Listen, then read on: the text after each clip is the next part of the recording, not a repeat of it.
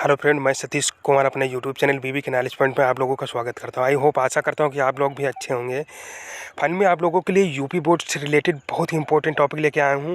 आप लोगों का ये जीवन परिचय है जो आप लोगों का वेरी वेरी इंपॉर्टेंट होने वाला है यूपी बोर्ड के लिए। कक्षा 10 के लिए अब ये रामधारी सिंह दिनकर का जीवन परिचय है। मैं आपको इस फुल जानकारी आपको इस वीडियो के लास्ट तक बताऊँगा कि आप लोगों को रामधारी सिंह दिनकर का जीवन परिचय यूपी बोर्ड में कैसे लिखना है। आपको मैं लिखने का तरीका बताऊंगा और बिल्कुल शॉर्ट फॉर्म में लेके आया हूँ दोस्तों, जो आप लोगों के लिए यूपी बोर्ड के लिए वेरी वेरी इंपॉर्टेंट होने वाला है। ये आपका रामधारी सिंह दिनकर का जीवन परिचय 100% आपका यूपी बोर्ड क्लास 10 में पूछा ही जाएगा दोस्तों, क्योंकि ये आपका वेरी वेरी वेस्ट इंपॉर्टेंट होने वाला है। ये 5 नंबर आपका बिल्कुल क्लियर हो जाएगा। मैं आपको बता दे रहा हूँ दोस्तों, ये आप लोगों के लिए वेरी वेरी इंपॉर्टेंट होने वाला है।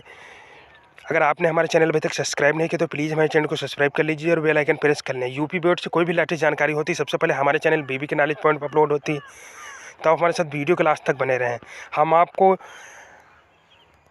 बिल्कुल बताएंगे जिससे आप अपना यूपी बोर्ड क्लास 10 में बहुत ही आसान तरीके से आप अपना जीवन परिचय लिख सकें और आपके 5 नंबर क्लियर हो सकें। ये देखो, ये रामधारी सिंह दिनकर का जीवन परिचय है।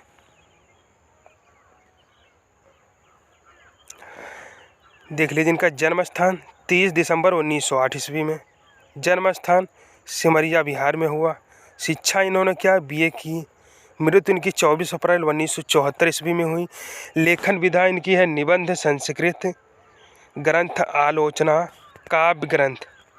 ये क्या हो गए, इनकी लेखन विधा हो गई। निबंध, संस्कृत ग्रंथ, आलोचना, काव्य ग्रंथ, इनकी लेखन विधा हो गई। और इनकी भाषा कैसी थी, शुद्ध साहित्यिक संस्कृत निष्ठ प्रांजल पौड़ सुबोध खड़ी बोली, ये इनकी क्या थी, भाषा थी। और इनकी शैली लिखिए भावात्मक, समीक्षात्मक, सूत्रपरक तथा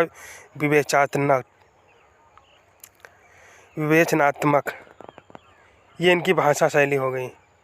अब देख सकते हैं ये है इनका बिल्कुल शॉर्ट फॉर्म मैंने बता रखा आपको, उसके नीचे इनका आ जाएगा। वो तो एकदम बिल्कुल शॉर्ट फॉर्म हो गया, वो याद करने का आपका बिल्कुल आसान तरीका है। इस तरह आप याद करोगे, आपको बिल्कुल ऐसे फॉर्म में लिखोगे तो आपको एग्जामिनर का ऐसा लगेगा कि बंदे के अंदर कुछ है, यानी इसको पता है, यानी टैलेंटेड बंदा है ये।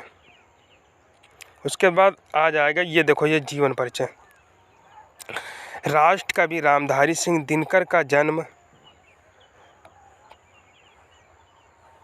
23 सितंबर 1908 ईस्वी को बिहार राज्य के मुंगेर जिले के सिमरिया नामक ग्राम में हुआ था। कहाँ दोस्तों, बिहार राज्य के मुंगेर जिले सिमरिया नामक ग्राम में हुआ था। इनके पिता का नाम रवि सिंह तथा माता का नाम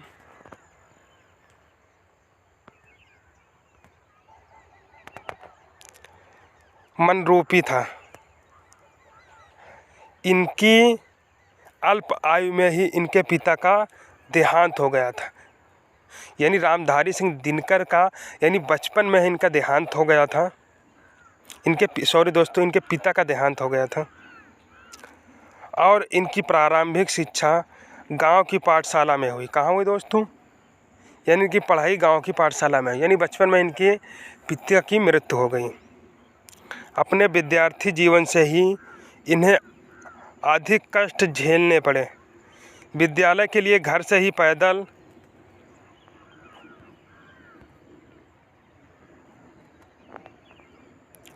10 मील रोज आना जाना इनकी विवशता थी। इन्होंने पटना विश्वविद्यालय से बीए की परीक्षा उत्तीर्ण की। पारिवारिक कारणों के कारण ये आगे नहीं बढ़ सके, नौकरी में लग गए और अतः ये नौकरी में लग गए। कुछ दिनों तक इन्होंने प्रधानाचार्य के पद पर भी कार्य किया, यानी कुछ दिनों तक इन्होंने प्रधानाचार्य के पद पर भी काम किया। भागलपुर विश्वविद्यालय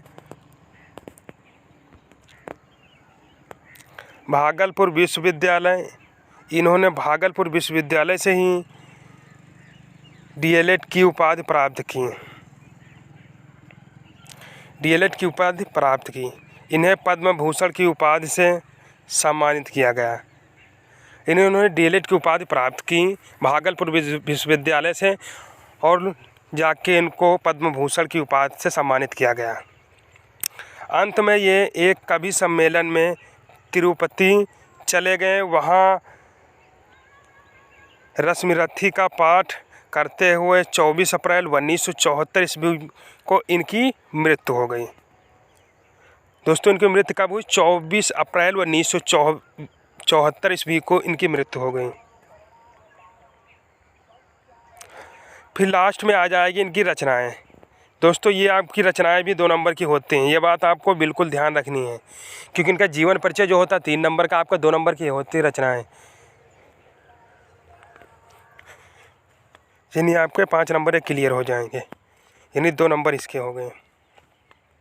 अब इनकी प्रमुख रचनाएं निम्न प्रकार हैं, आप देख सकते हैं। 1 नंबर हो गए इनके रेणुका, नंबर 2 हुंकार, कुरुक्षेत्र, उर्वशी, रश्मिरथी, रसवंती, ये सब इनकी रचनाएं हैं। इसमें से आपको किन्हीं 2-3 रचनाएं याद कर लेना है, जो ज़्यादा ज़रूरी हो लिख देना है आपको।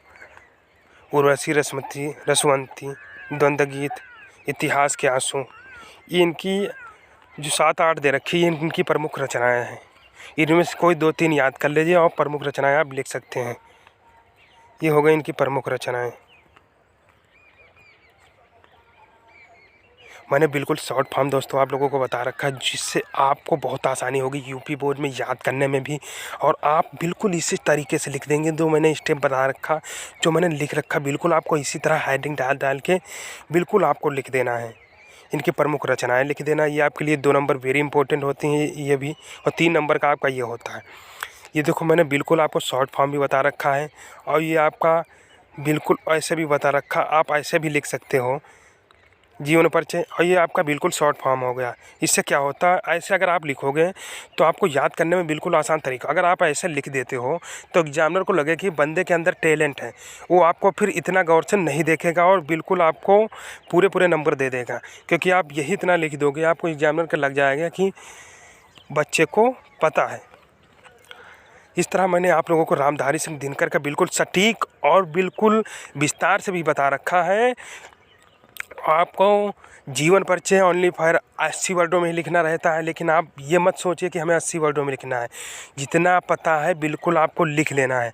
और ये आपका वेरी इंपॉर्टेंट होने वाला रामधारी सिंह दिनकर का जीवन परिचय, ये आपका 100 से 100% आपको पूछा ही जाएगा। यूपी बोर्ड क्लास 10 के लिए वेरी इंपॉर्टेंट है इसका जीवन परिचय। ये देखो, आपके बिल्कुल 60 फॉर्म है रामधारी सिंह दिनकर का जीवन परिचय, आप बिल्कुल इसी फॉर्म से याद कर लिए। ये आपका ये बिल्कुल टेबल बना लीजिए, ऐसे आप बहुत ही आसान तरीके से आप याद कर पाओगे, और आप बहुत ही आसान तरीके से आप यूपी बोर्ड में लिख सकते हो। फाइनली दोस्तों, आई होप, आशा करते हैं कि आपको वीडियो अच्छा लगा होगा। अगर आपको वीडियो अच्छा लगा तो प्लीज़ हमारे चैनल को सब्सक्राइब कर लीजिए, और वीडियो ज़्यादा से ज़्यादा अपने दोस्तों के पास शेयर करें। तब तक के लिए दोस्तों मिलते हैं नेक्स्ट वीडियो में नेक्स्ट टाइम। तब तक के लिए दोस्तों धन्यवाद।